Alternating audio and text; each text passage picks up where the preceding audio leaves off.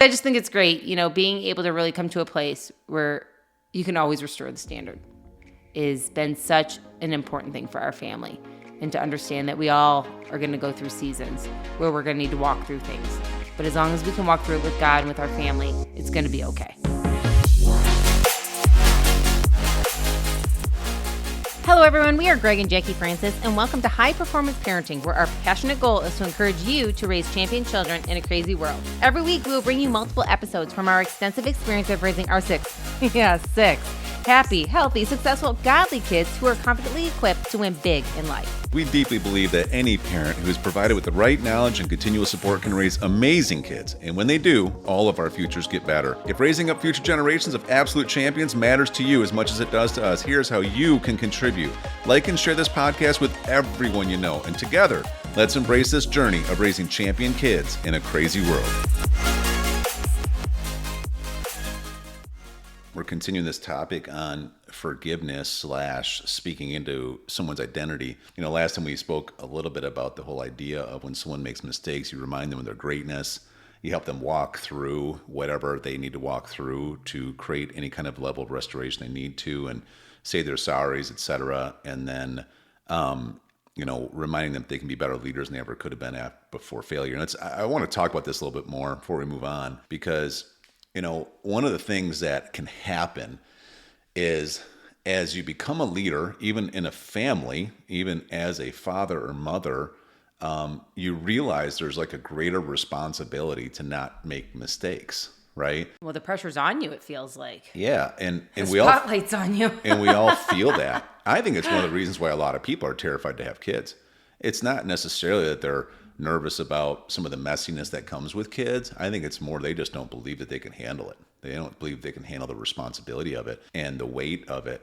And and that's really interesting you saying. I think healthy people kind of have that question. I think some people, it goes to show how broke, the world is at times, doesn't even think about that.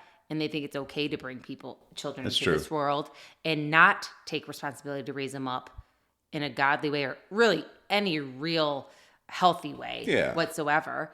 And they bring more children into this world just to really confuse the world. Yeah. And that's why I talk about so many times when we are coaching or helping anybody, the importance of taking the time to plan out what it's going to look like in your household for everything, whether it's your marriage, whether it's your parenting, whether it's your faith, whether it's your relationships. Mm-hmm. And not to take that as just like, we'll get to the parenting thing once we're in the situation. Mm-hmm. It's planning ahead. And like we were continuing with the whole topic with what we were just talking about in the last episode, where Drews was going through that challenging season, it would have been really easy for us to maybe revert back to some old thinking or old ways or things we had seen to say, you know what? I'm not going to slow down and discuss this with you anymore. This is the ramifications. This is what you're going to do. I'm done. Sit in your room. We're taking everything away from you. Yeah. We'll get back to Drew in a minute. I want to finish my thought. When there isn't a level of, I think, godly standard in how to create real restoration versus just punishment, what happens then is parents or leaders, whether it's somebody in a church or somebody in a business or whatever, they can tend to become professional liars. In other words, think about even just like what I've seen in different church organizations where somebody starts growing and then they get promoted because they're doing a great job. But now as you get promoted, there's even more pressure to be more perfect, because in your position, you should be even that much more on track. You should never make mistakes. You get even to a higher level. Now it's like you have almost no room to make any mistakes. And even if you do make any mistakes, then where do you take it? What do you do with it? Do you take it to people who are in charge, knowing that their form of, if you're going through that, that's not okay for a person in your position of influence. Therefore, we have to put you through our personal made up restoration process. So in other words, you lose your position because you're going through real things. And this is why there's over, I think, a 50% burnout rate or fallen rate for pastors. There's, high-level business leaders that are trying to do things with honor. It's like they get trained in a system that doesn't have this culture of honor, that there's no room for mistakes. They can't go anywhere. So then they become professional liars. they're really dealing with just as much stuff. In fact, probably more stuff. I know me personally, the higher levels of leadership we've ever risen to, there was so much more pressure, like so much more pressure. I'm always on the edge of doing things that I don't even know what I'm doing, but I'm doing it because I'm leading, right? And because of that, you're going to make more mistakes. And if there's no room for mistakes, there's not the right philosophy of how to overcome mistakes, then how do you keep advancing? And this is where I think people stop even trying to lead. But God made us as leaders. And so we don't want that to come into our family. We don't want that mentality, even for you and I. I don't want our kids to not have a philosophy of how to actually remind of greatness, how to handle mistakes, because we make them all the time. And so, before we get to the Jerusalem thing, I think it's important for us to talk about the idea of when mistakes happen, how we handle it is we have a philosophy of restoring the standard, right? And with this philosophy, I remember hearing a story, I think it might have been Chris Valentin, maybe Danny Silk, one of these guys that we were studying about relationships. And he was given an example of, picture that there's this guy and he's arguing with his wife, and it gets pretty heated and there's a lot of screaming happening. And this guy is screaming at his wife in the kitchen and then turns around and he's got his little 4-year-old, 5-year-old boy standing there with these big old eyes just looking at him like, what is happening? I'm scared, And of course, when you're in that situation, if you've ever been in that situation, which probably many of us have, then you look and you catch yourself. You're like, oh my gosh, how am I acting right now? And I remember him saying the guy knelt down and he looked his little boy in the face and he said, hey, listen, I should not treat your mother like that. I should not treat my wife like that. And I am sincerely sorry. Will you forgive me? And he said, the little boy, if you've ever been in situations where you have little kids like this, it's amazing when you ask for forgiveness. You know what I'm talking about, right? They just melt in your arms. They look at you with the most sincerity and they're like, of course I forgive you. I forgive you, Daddy. And he gave him a big hug, said he forgives his dad. And he said, okay. And so then he went on a business trip. He comes back like a week later or something. I think he got back a date before he was expected to get back. And he walks in the house kind of sneaking in to surprise everybody. And he comes around a corner and there's this 5-year-old boy screaming at his wife, screaming at his mom. And he's like, whoa, whoa, whoa, what is going on here? And the little boy looks at him. And he gets down and looks him in the face and he says, hey, listen, you can't speak to my wife like that. You don't get to speak to your mother like that. And the little boy goes, yeah, but you did, Dad. And that's that moment that I think so many of us probably don't really know what to do if we haven't been taught a philosophy. Because I know before I learned this, I'd have been like, he's right. I screwed up. I made a big mistake. And now it's being duplicated. And then it just pours on like, okay, now that I make a mistake, now I'm building this into my kids too. Geez, what a loser I am, is what I'm thinking in the back of my brain. And then you're almost like, well, I don't even know how. So do I have to be more perfect because I lost my temper? I didn't mean to, but I did. I can't even promise I won't again. Like, I didn't want to do that. I did it. And then it creates all this weirdness. And then I think people start backing up and don't even know how to react to situations. So then they start avoiding situations. And as we all know, we have a world full of passive men right now. And I think a lot of it is because they don't know what to do. And so he says, and this is the main teaching point, is he says to his son, after the son said, hey, Dad, yeah, but you did it. He said, no, you don't get to do that to me. When you forgave me, when you told me that you forgave me, that restores the standard. That restores a standard of where we operate on, just like it says in Hebrews, where these sins we remember no more. It's not just that it's forgiven, it is forgotten. And there's so much power in that. That way, things don't get built and you can hold something over somebody else's head. And it's like, okay, we get in the next fight or you get in a challenging thing with your kid and they say, well, you did this. And I say, well, yeah, but you did this. And when you did this in the past, and you always do this. And, it just creates this mess where there's never any real, I would say, restoration of any kind of situation. And so in our family, it's one of the things that we have made sure that when somebody makes a mistake, when they genuinely come to you and say they're sorry, then we not only say it's okay, we say it's okay. And just, the standard is restored, right? Yeah, I think that's one of the things that I want to hit on the most actually in this podcast today is that when the kids do make a mistake, because they do, and we make mistakes because we do, that the situation, just like Drew's, when, he said, you're right, I did do this. And he took ownership and he was remorseful. And you could tell it through his actions and from his tears and from his words and from the sincereness in his eyes. And when he said, I'm really, really sorry, and I want to do this right. I don't want to do this anymore. We had an opportunity at that point to remind him of whose he was and his greatness. And when we did, and we spoke the words over him, he looked into our eyes and said, I am a good boy. Mm-hmm. I do good things. That action wasn't right, but I'm a good person. I'm a good boy. And we had a chance to love on him and pray with him at that time and remind him. It was powerful. And then the best part about it was, and then we sat down and said, so we need to make a game plan, because now we have to take all the stuff. We have to return it. Yeah. We have to say our apologies, but we're going to walk through it with you. You do not have to grab all this stuff and meekly go around and maybe tell your grandparents you're sorry, or tell a neighbor person you grabbed something by yourself. You will have to do it, and there now are actions that we have to take. But we're going to do it with you, and we're going to hold your hand. And we're going to, help you say what you need to say. So if you're getting upset, we will help walk through you with this. And it was so neat because we had a chance to do it. It took like a week to return all this stuff. And again, the majority of the stuff he stole, to be honest with you, most people were like tossing it in the garbage. Like they didn't even want it. But the fact of the matter was, we got this opportunity to do it because it wasn't really about the stuff. It was showing what is in the future. Things happen, mistakes happen. We're going to walk through it with you. Yeah. But we're going to have to clean up the mess sometimes.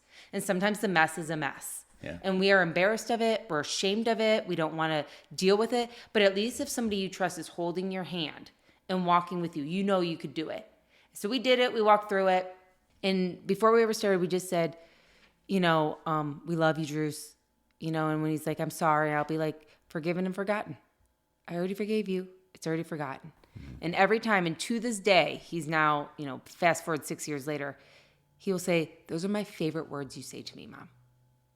And I'm like, I will always forgive you, and I will always forget it, and I will always move on as long as you walk through the steps of making the amends where you need to, and that you really take the time to, come to terms, face into it with God. We will always be able to make everything right together. And he's like, thanks. And it just brings tears to my heart because I think of this strong young boy that is so fierce in every area of his life, whether it's in sports or whether it's in his convictions or whether it's in how he prays so boldly or how he has these amazing relationships. He's always leading. He's just such a butt-kicking little boy that I'm so proud of.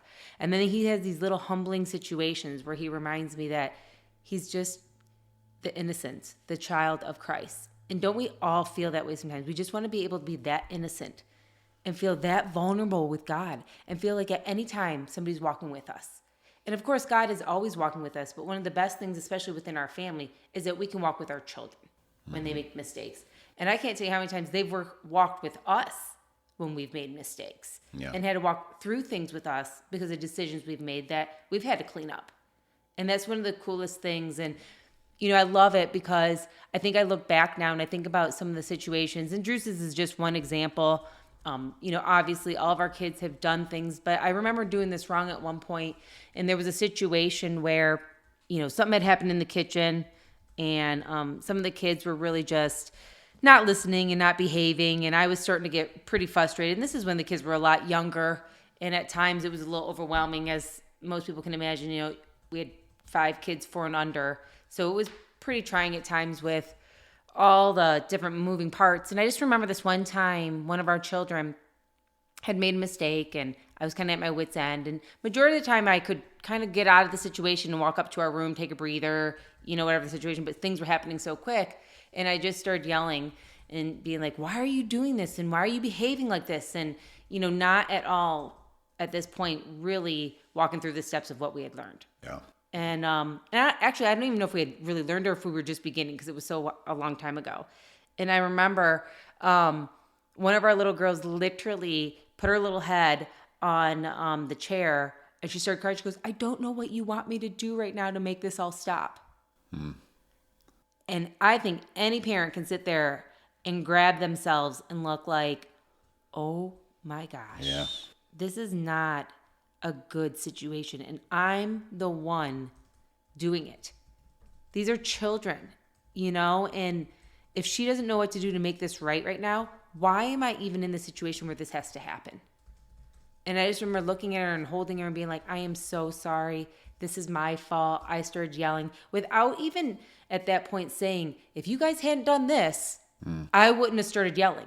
If you guys had just behaved. Just so natural to do.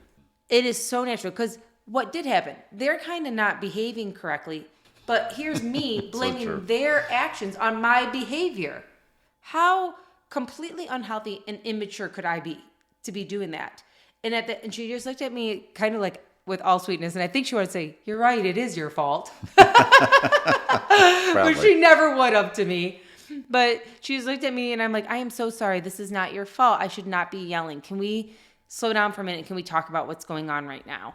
And to open those doors so that at that moment, she could tell me what was really going on and I could tell her what was going on and I could apologize again to our children for yelling or getting upset. And I think that's one of the neatest things is that our kids feel very open to come to us with their mistakes because we come to them with our mistakes. And a perfect example of this is just like a couple weeks ago, Greg and I had been arguing. And we try really hard, I think every parent does, to, obviously not argue in front of the kids or not to, blow up a situation where they have to feel like, they're in the middle of anything that we're dealing with at the time. So we were having a disagreement. I know it's hard to believe that I would disagree with Greg about anything, but it happens. You know what I mean? Like you think you're on the same page together and then sometimes you're not. And we were disagreeing and, the kids, kind of knew we were disagreeing. We ended up kind of like, what, the night's been long enough. We're done today. Like we're going to have to discuss this at a different time. Everybody kind of went to bed, but I felt really bad in the morning because I felt like, we had just had this argument. The kids were kind of left not understanding like what we were even arguing about. Not that we have to explain everything to them, but they didn't even understand why we were arguing or what was happening. And so I woke up the next day and the kids were all, they'd come and snuggled in bed with me. And I don't remember where you went, but I was in bed with them and I'm like, hey guys, I'm like, can we chat for a minute? And they were so like, yeah, Mom, let's chat. Because they always love to hang out. And I said, I just want to really apologize to you guys. Dad and I were arguing last night. And I'm really sorry you had to hear all that. Dad and I should have discussed it somewhere else. Like, Dad and I just, we got upset. We started, getting, just too chippy with each other. And I just want to say I'm really, really sorry for this. And the cool thing about it is that, of course, the kids are like, it's okay. We didn't really hear you. And I'm thinking, yes, yeah, you did, but you're so sweet about this. And I just remember, telling them I'm really just sorry. And they're like, it's okay. We all make mistakes. We all get in arguments. And Abby just looked at me with all her sweetness. She's 14. She says, you know what, Mom? I'm just really glad that you and Dad feel safe enough to have a place where you can argue, to get all your feelings out. And if that's just not a great example that we're teaching our kids, that you can bring anything to the table. Didn't feel that safe at the time. No. I thought I was going to get hit with a frying pan. Oh, no, I wasn't worried about you. I was worried about their safety. I don't think they felt very safe. That's a fact. But I just think it's really great that the kids can think like that. They were like, when we argue too, we know we can just argue. It's always going to be okay. We never have to worry about anything. And I was like, you are too sweet. Thank you for making everything feel like, we all need this time sometimes to be able to just come in a safe place, discuss things, even if it's at high level, and that we're all still going to be forgiven and moved on, and it's going to be okay. And she was like, it's okay. And then I go, so anybody want me to order you some donuts? Like this whole guilt thing went over me. And next thing you know, I'm ordering donuts for the kids. But, I just think it's really neat. You didn't get me a donut. You didn't need one. And you didn't need one at all. You weren't getting no donut. I don't feel like any standard got restored on my end from you. I don't think you asked for forgiveness. So, we got to back up all the way. That could be true. No, that could be a fact. But so anyways, I just think it's great, being able to really come to a place where you can always restore the standard has been such an important thing for our family. And to understand that we all are going to go through seasons where we're going to need to walk through things. But as long as we can walk through it with God and with our family, it's going to be okay. All right. Yeah. What a great episode. Awesome. Hey, everyone. Thanks for listening, and thanks for your love and support. We hope that today's episode added tremendous value to you and your family. It would mean so much to us if you would partner with us on our mission of helping parents around the globe raise champion children in this crazy world. To do so, simply take a moment to like and share this podcast with everyone in your network. And we have great news. You get more of us. You can expect new episodes every Monday, Wednesday, and Friday morning. So be sure to consistently tune in with us and enjoy our show. See you next time.